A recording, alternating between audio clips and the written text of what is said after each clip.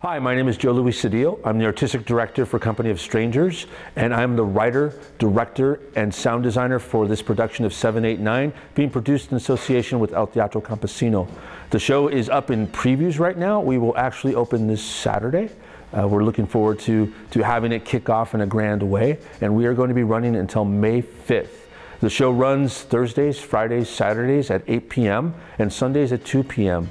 2 p.m. being our matinee. 789 is about three friends, Lupe, Lincoln, and Gonzo, who've grown up together, and they live in a neighborhood of Pacoima. Now, this is a neighborhood that I grew up in, and essentially they are in the crux. They're just really on the ass end of the recession of 2009, and what really drives the play is that they're like on the last dregs of just trying to make it. Lincoln has lost his house to the banks. They foreclosed on it, so he no longer has a place to live.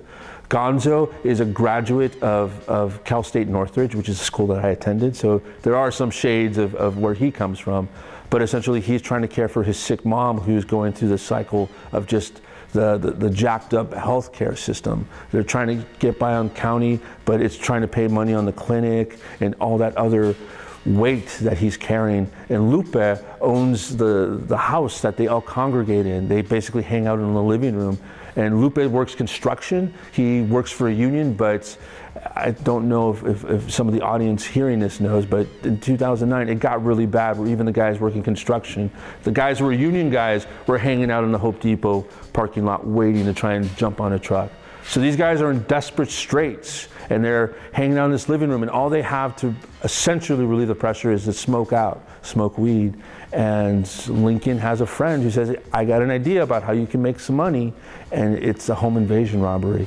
Now, the play takes place after, before, and during. It's done in a non-linear style, so it's very stylized, and it's essentially tracking these three friends, as well as Lupe's common-law wife, Eva, and a detective, a female detective, because they basically go off and they commit a home invasion robbery that goes awry.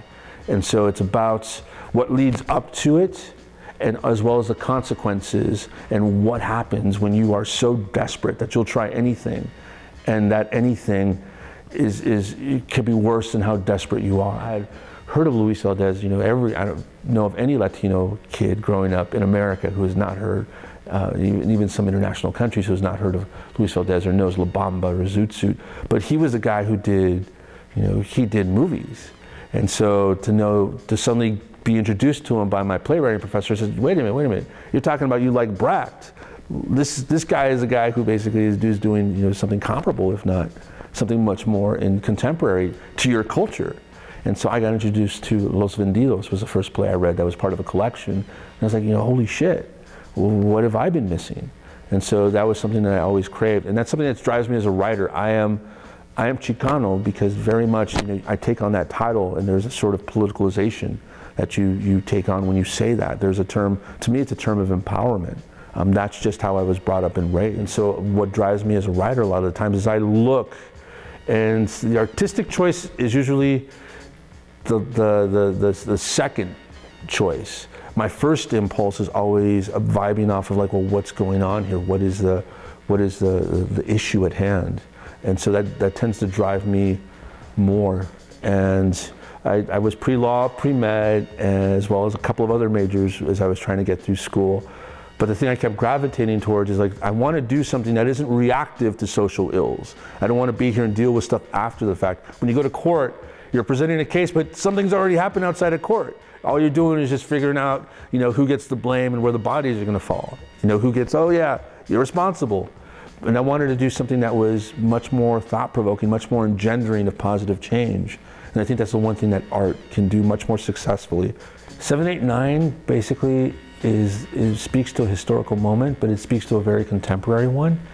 If every town, every city I've ever been in, I've been in a number of them, there's always some bad part of town.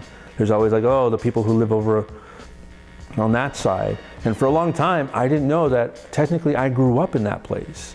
That's what people thought of Pacoima. And coming out here, one of the things that I kept hearing was, don't go to Salinas. Salinas, oh, it's got a bad reputation. Oh, they're killing people in Salinas. I was gonna get shot if I went down there. And I was like, oh, okay. And I finally had an opportunity when I was passing out handbills and posters to go to Salinas. And when I got there, I was like, this is Pacoima. You know, this is the place. But that's the thing, is that it's easy to write off a place. It's easy to say, oh, those people, you know. And it's funny because those people are our people, are people in general. This play is about a horrific crime.